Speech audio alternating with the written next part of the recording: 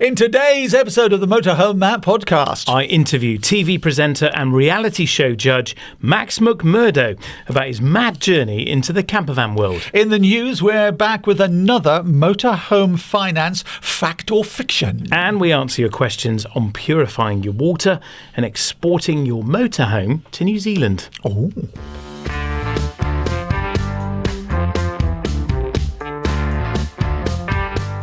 Welcome to the Motorhome Matt podcast. I'm Keith Gooden. And I'm Motorhome Matt. Industry insights and expert advice for the world of motorhomes, caravans and campervans. It's brought to you with thatleisureshop.com and sponsored by Ripe. Remember to follow on your favourite podcast app and please do subscribe if you're watching on YouTube. It's time to announce our mattress winner. Da, da, da, da, da, da, da.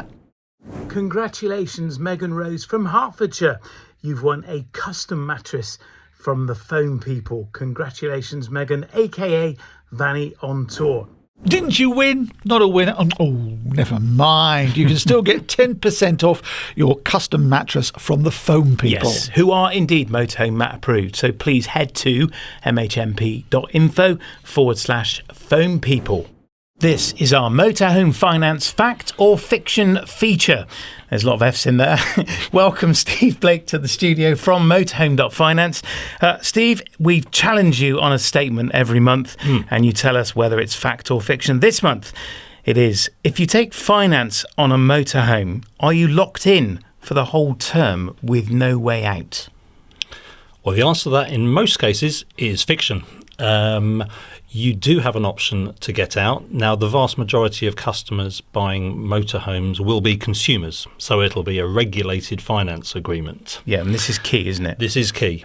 If it's a regulated finance agreement, you are governed by Consumer Credit Act rules, so all funders have to abide by the same settlement rules.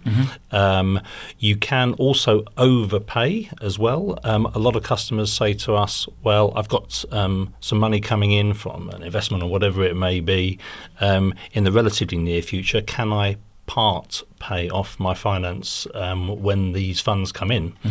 And the answer is yes, you can. You can pay up to £8,000 a year off without penalty.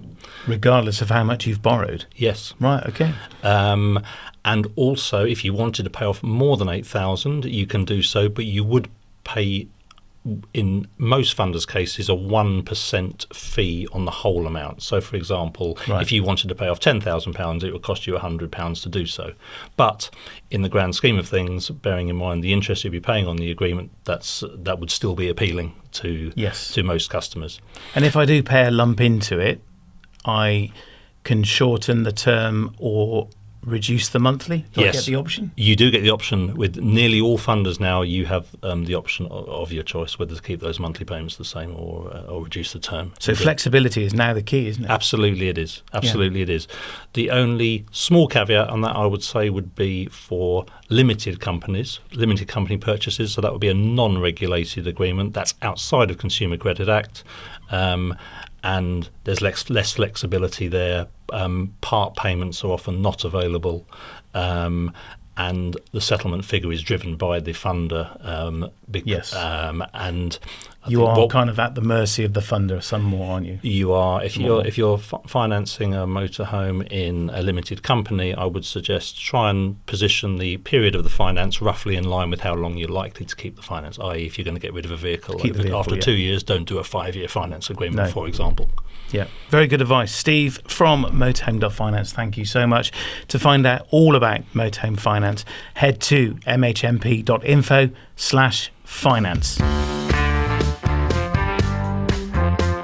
Into the main bit of the podcast for this week, and we're joined by a real star of the screen, Max McMurdo. Yeah, so who is Max? Well, he's a well-known TV presenter who's worked on major shows presenting, such as Channel 4's George Clarke's Amazing Spaces. Yep, Channel 4's Kirsty's Fill Your House for Free. Yep, Chateau DIY Win the Dream. He was a head judge and presenter on there. And the Tool Club and Interior Design Master. Plus he presents at Grand Designs and more recently has joined Matt at many Warner shows in the Advice Centre as compere. Max, welcome onto the Motorhome Matt podcast. It's great to have you. Thank you very much. You're another guest that's long overdue, but you finally made it. We've been talking about this for years, haven't we? A long time. Now, you are the star of TV, film and screen. that nobody's ever seen. I'm very much, if I get involved in a TV show, it tends to last for one more season. What, to apologise for the first one. So tell us then, your background, and then we'll find out why you're here. You started out on TV fame with Dragon's Den. Yeah, do you know what? That was 2007. That's nearly 20 years ago. Oh my goodness, a young man then. Yeah, a young designer, Max McMurdo. And what were you pitching the Dragons with? So what actually happened was I was a failing entrepreneur, couldn't make any money, and my girlfriend at the time became very bored of coming around my mum and dad's house and watching me making smoke in the garage. Making smoke? Yeah, I was just like burning things and creating things and sawdust and coming in thinking I'd reinvented the wheel. Okay. And she said, can we just get you on that Dragon's Den so they give you some money and we can like rent a house like normal people our age? Okay. So she applied for Dragon's Den. I went on there and didn't think I'd get investment. I thought I might get the 10-minute edit. That was the dream, was to get some sort of content and some exposure. But then Deborah and Theo invested 50 grand in the business. Wow, this was 20 years ago. Which felt like a lot of money. It was a lot of money. It was a lot of money, yeah. But it turns out you can spend it in about 30 days on a West Highland Terrier and a brand new van. So the business didn't get any investment at all? Well, no, you had a new van to move around a new van Monty, and a very the West Highland expensive Terrier. dog. They weren't very happy with that. I did also buy a T-shirt that said, I bought this T-shirt with Theo's kids' inheritance. Because that was one of his phrases, wasn't it? If I give you my kids' inheritance, what are you going to spend it on? Do it with this T-shirt, mate. Oh dear, and a dog. A priceless dog. And is the dog still with us? Unfortunately, Monty passed away last year. Oh, yeah. poor Monty. He outlasted their investment, that's for sure. Oh dear. So what happened with that then? So that grew the business. That was called Restore Limited. And basically I got a load of old junk and turned it into something less junky. So it was making chairs out of shopping trolleys and sofas out of roll-top baths. In fact, the last 3 shopping trolley chairs I made went to Banksy. Oh, really? Yeah, that was my claim to fame. So the famous Bristol artist. Yeah. My hometown. At that point, I decided no more. That needs to come to an end. Because that was my whole kind of upcycling journey. So I studied product design. So I'm a designer through and through. That's all I wanted to do at school, was just design and make and invent and hustle. Yes. And that just ticked all my boxes. Went and studied product design at university, and then came out of it and became a car designer. Okay. So worked for which brand of car? Well, worked for Rover till they went under. Again, there's a theme. There's a story forming here.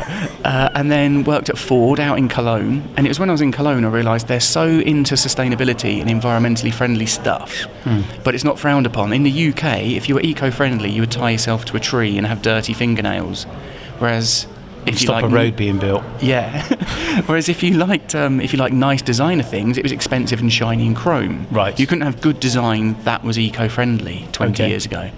So I was living in Cologne, working in Cologne, and told my mum and dad, who'd paid for my education, bless them, and supported me throughout. I said, right, I'm quitting all of this.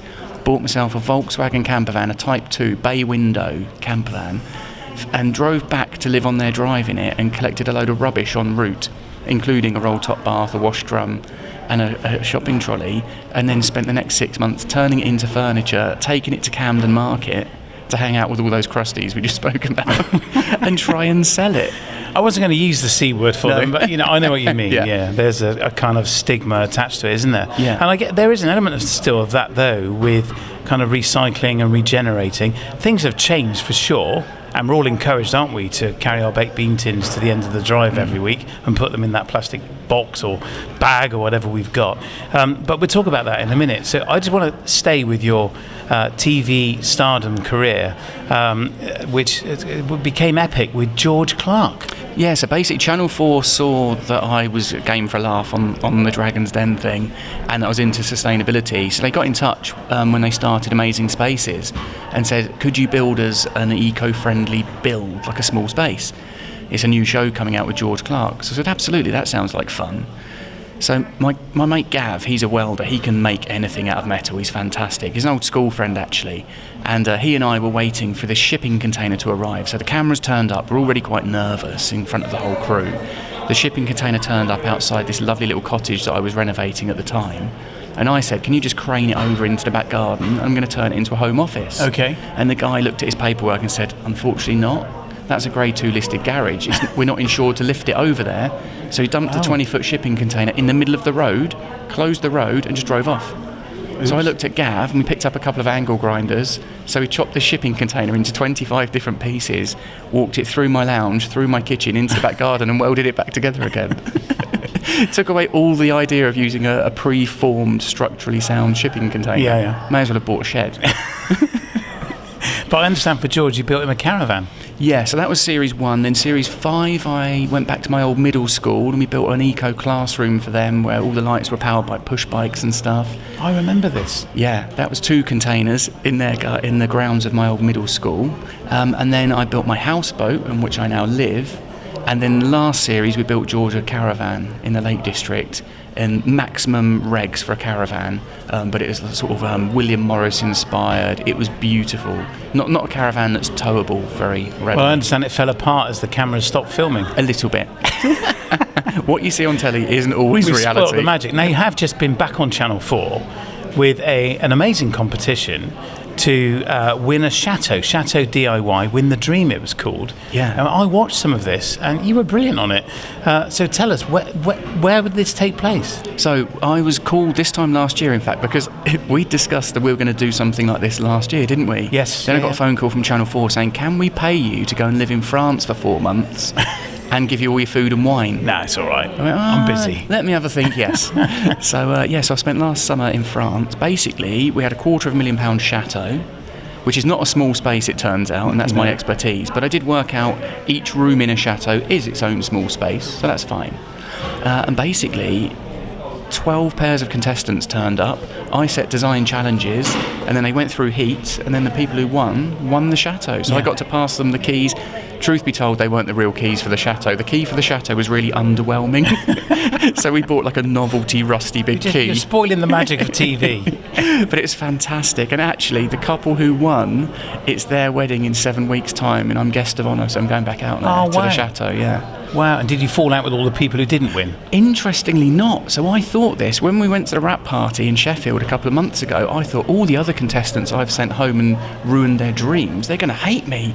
They bought me gifts and stuff. Oh, wow. Yeah, even though I sent them home. And you know, when you watch X Factor and stuff, and there's that pause, so the person leaving us today is, and you think, come on Simon, get on with it, you're being horrible now. Yeah. I was that guy. You were that guy. And you have to. I had to wait for somebody to cue me, and sometimes it felt like hours, but the people going home today are.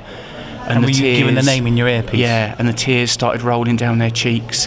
And I was saying, I'm so sorry. Like the dreams are shattered. Oh, and I could hear the cameraman going, zoom in, I need that tear rolling down that cheek. Right, we've got that, you can move on next. And it was awful, because this is TV and the real world, they sometimes collide quite badly. Yeah. And, you know, the camera guys and the editors do need that footage, but we forget sometimes we're playing with people's hearts and souls. But I'm so proud of the winners. They fully deserved it. But we saw some amazing transformations, and it was just the most joyous experience ever. So tell us, what are you up to now?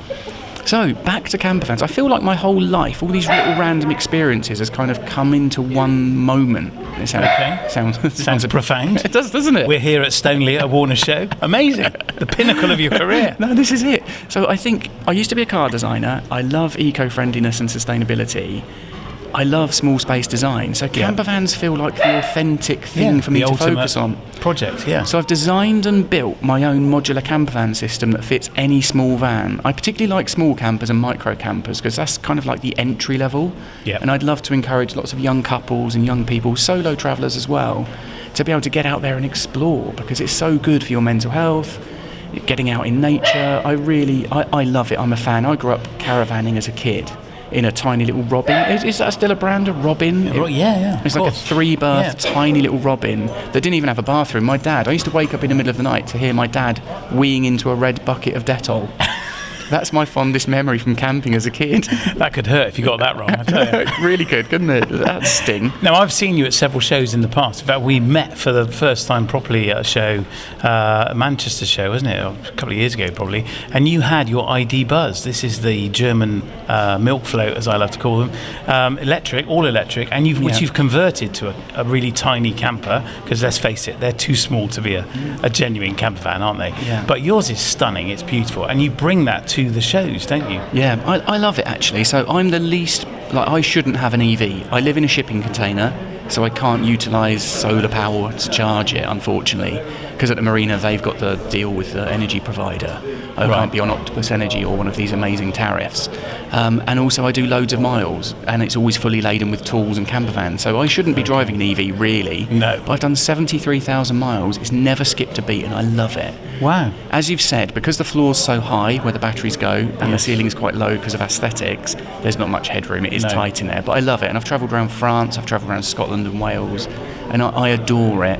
And it's quiet, it's quick, it's good for the planet, we hope. I don't know the actual data on lithium battery production. I know there's some question marks over that. Yeah, of course. But we just hope that the battery production gets better in terms of supply chain and ethics, but also better in terms of range, because it is limited to 200, 250 miles, which occasionally gets in the way of you carrying on with your journey, but you sort of learn to plan around it. I always have my laptop next to me. There's always a bit of work needs doing. I don't sit there waiting to charge, really. No, you're sort of leveraging your time. I mean, that's a whole different podcast topic, but I want to focus on the upcycling passion that you have. And you've built this new business now, or relatively new, I suppose, Outlandish Campers, which specialises in this modular, reusable, recyclable, really innovative campervan interior that people can buy flat packed and self-fit. Yes. This sounds like Nirvana, Max. It's kind of like the IKEA of the campervan world. Love that. Well, I'm seeing a massive boom in the micro camper, kind of the VW Caddy, the Berlingo, Citroen Berlingo type minivan. So it's even smaller than your Buzz. Yeah. And Maddie, who produces this podcast, has just bought one. We now call her Caddy Maddie. And she is in the process of looking to fit it out. And so I've told her to look at what you're doing. Yeah. But tell us a bit about that. How does that work? So it's a modular system that uses aluminium profile. So aluminium profile has been around for years. Right. But it doesn't quite have the fixtures and fittings and bits to make it work properly for me. So I wanted a system where you fit some floor rails in any van. So most vans are 1.2 metres wide by 2 metres long, because that takes 2 Euro pallets. That's the dimension car designers design them around. So that floor rail goes in, and then on a Friday afternoon, once you've used your van as a van during the week, you slide in these component parts and turn it into a camper. Fix them down, turn it into a camper, go exploring at the weekend. Come Monday morning, you can slide them all out, stack them in your garage. That is genius. Then use your van as a work van, which is what I do. I often have wood and tools and stuff in the back of my van, or you can reconfigure the roll space. top bars and an old washing machine by the sound of it. Exactly. But yeah, I'm really keen to talk about the sustainability side of it as well, because we're currently using birch plywood, which is much nicer material than some of the chipboards you get and MDF and things. But we're also in talks with, I don't know how top secret this is, but I'm going to tell you anyway, with Morris, with their new van. Okay, yeah. We're now using the carbon fibre offcut from their van production to make the panels for our van. Wow. So it's strong, it's light, and it's recycled from the automotive industry. And so you're getting a quality product, but also it's lighter and really affordable and great for the planet. And the big thing is, if you sell the van, you can take all the camper bits out. Yeah. And put it in the next one. Exactly. And if your van gets slightly longer, so if you get a long wheelbase transporter, for example, you just buy one extra set of cabinets and that extends what you've already got. You don't need to be selling it with, because they're all the same width. And what kind of cost are we talking about for this modular system? So for the whole kit, it's about $4,750, so under $5,000. I wanted to make it really affordable, so you could, in theory, go and buy a couple of grand's worth of van, like a Berlingo or, like you say, a Caddy, and slide the kit in for about $7,000 or $8,000. You can have a fully functioning, lovely camper van that converts from a sofa to a bed. And I think you're on point here, because this is where the boom is that I'm seeing, certainly, is there are people entering the market. This was mentioned recently on a podcast where, the people selling tents say, well, they're not here. We're not selling the cheap, low-price tents. And I think Go Outdoors has sewn that market up. But I said they are here, but they've moved on. They're now buying a £2,000, £3,000, £4,000 van and are looking to convert it, because van life is, they're kind of jumping the tent stage and straight into campervans at this entry point. So I think it's a great idea. And I think there's something quite satisfying in converting your own vans. That's something we're doing here at the show, is teaching people how to do the basics, like sound deadening, insulating, carpet lining. So I'll be showing people throughout the duration of the weekend how they can do it themselves. Doing a live demo at the show. Yeah, exactly. Now, you're at a number of the Warner shows. We are co-hosting the Advice Centre, because they can be quite full on, so I get a break. Thank you for that. You're at all of them. You're not going to be at Campervan Camp Out. No, gutted. I'm at Grand Designs Live. I've been doing that for so many years. Yeah, but what you're doing at Grand Designs is amazing. Tell us a bit about that. So ordinarily, I might have considered not going to Grand Designs Live, but this year I've got this lovely young couple from Bedford where I live, and their daughter, she suffers with cerebral palsy. So they've extended their home into their gardens. They have no outdoor space for her to enjoy. Right. But they do have a shed at the bottom of the garden. So me and a few other volunteers, we're going to go round there, take down this shed, and we're going to instead make a really nice sensory garden for her. But I needed a pergola, and I didn't quite know how to get one without money. So at Grand Designs Live, what I've suggested is all the exhibitors, they should plan for what's happening to their exhibition before they arrive at the show. So I've asked one of the pergola companies to create their display stand the exact same size as I need to take home with me and put it in her garden. He says, all right, I'll get rid of it. Yeah, so you leave it there, you don't have to pay for disposal, you don't have to take it down. At the end of the show, you can get in your van and drive home, back to your office. I'll dispose of that for you. We're going to take it apart, take it back to her garden and install this beautiful And do the family garden. know? Well, they do know. They do, because them.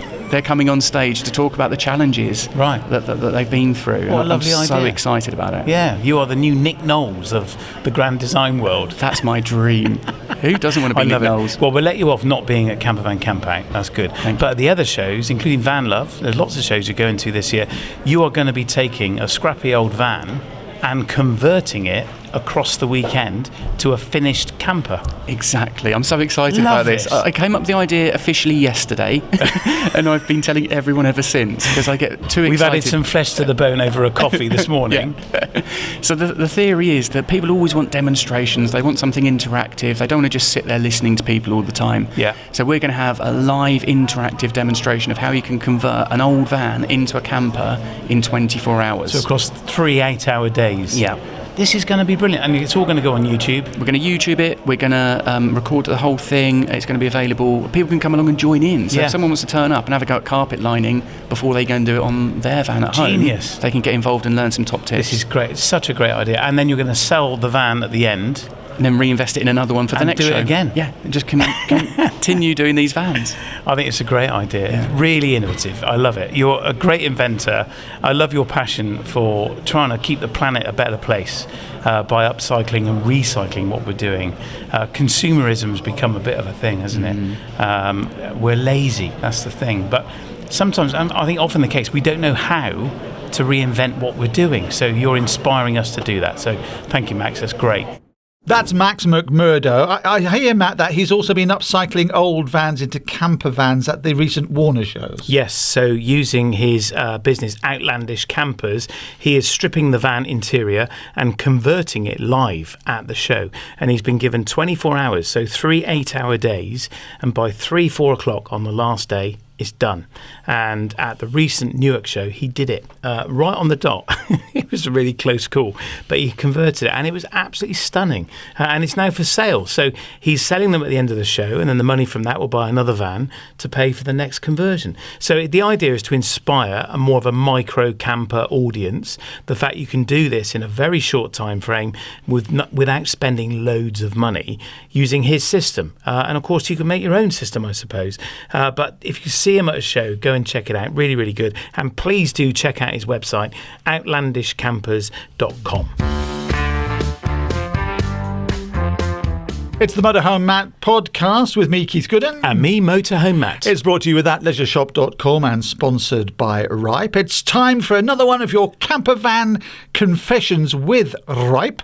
This week it's Claire, and she says, our cockapoo somehow pressed the electric step button while we were parked at a services. We couldn't understand for ages why people were laughing at us before realising the step had been going in and out every few seconds. the cockapoo. They're well known for it, you know. I think it's time to get the dog to Crufts. I think you're absolutely right. Now, you can submit your campervan confession to us here at mhmp.info/askmatt. And remember, you can also get 15% off your insurance premium with Ripe.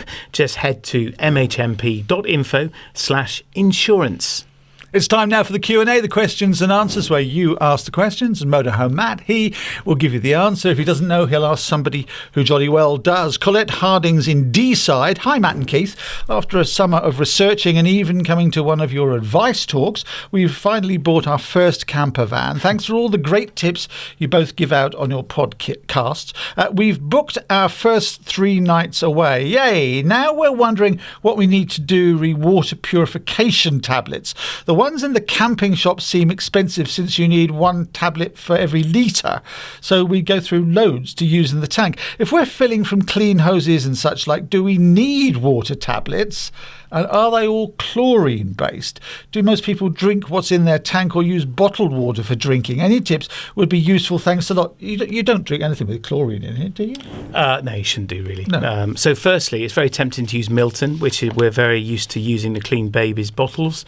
Truma advised not to use that because it can damage the heater element in the boiler. So if you were to run the hot tap and pull Milton into the boiler, that can be harmful. Yeah, so then we must say there's nothing wrong with Milton. It's a great product. It's just that it affects, as Matt says, the element in the camper van. It's some sort of corrosive nature of it, which cleans really effectively, but it can affect the tank. Always use food grade hose. If you've been to a talk I give on accessories, I explain why. So the hose is dark inside, so ultraviolet can't get in, and water that, if it did remain in the hose, if you use a garden hose, there could be hessian inside and it can cling to that, and then the water stays in there for ages, and the risk is it gets hot and cold, affected by UV, and there's a risk of Legionnaires. Ultraviolet. So yes, thank you. So always use a food grade hose. That's why it's cheap as chips. It's £2 a metre. Water purification tablets. There's a few I recommend. You can get them at thatleisureShop.com as well, and all the details are there too. AquaClean ones, or PuraClean is another brand. 1 tablet will do 25 litres. But she's using 1 tablet for every litre of water. Is that right? So if you use the mini tabs, yes. So if you're purifying a very small water container, it's a tablet per litre. But the MIDI water purification tablet is 1 tablet will treat 25 litres. So if you've got a 100 litre tank, 4 tablets. So they are far more efficient and it's a lot cheaper. I'd also consider using the freshwater cleaner treatment from Solbio, which is a new product. I've been using this and it's brilliant. You fill the tank with water, pour the entire contents of the bottle into your tank, run the taps and the shower and the flush, just keep pressing the flush, drain it all through, open your grey tank, let it all drain through, and then you fill the tank again, and again, run the taps, run the shower, run the flush, and it will purify everything through. You get through a lot of water and 1 entire bottle of Solbio, and I'm told once it's open, you should use it. And it's on the instructions are on the bottle. Really easy to use. I do this probably twice a year. I do it at the beginning of the season and maybe halfway through. Given that we've had all this hot weather, our tank is under the seat, so there's no ultraviolet getting to it. This morning, I drove the van here and we're heading off again. I emptied all the water out of the freshwater tank because the ambient temperature in the van has been unbearably hot. We've had a couple of heat waves, haven't we? Yeah, so I've dumped all the water and I may clean it again before we go away for this trip, just to be safe, because we do drink the water from the tank. We put it through our coffee machine and I will happily fill a water bottle from the tank. But I'm happy drinking water that's been in a plastic container like that. And we must say, with coffee machines in particular, it's not necessarily the case the water boils, so it doesn't kill bacteria that might be in that water. It heats it to a high level, doesn't boil it. No. And you have to boil water to kill bacteria. You do, yeah. So you just got to keep your eye on that. Yeah, and we don't boil the water before we consume it. I will fill my water bottle from the cold tap in the van. But I do take care of the water tank. Yeah, and she makes the point about bottled water. It's a good point. You get to where you're going to, go to the shop there and buy some bottled water to be absolutely sure. Yeah, in a plastic bottle. And Austin is in St Albans in Hertfordshire. Do you have any thoughts on exporting a motorhome to or buying one in New Zealand? My husband and I are going for around 5 months, making hiring prohibitively expensive. I think one needs proof of residency to export a vehicle from the UK to New Zealand, which may rule that option out. But do we buy in the UK or New Zealand, buy new or used? There's a slight chance we may ship in onwards to Australia. Any thoughts will be appreciated. Thank you. Well, the first thing that strikes me is it's very expensive to ship things.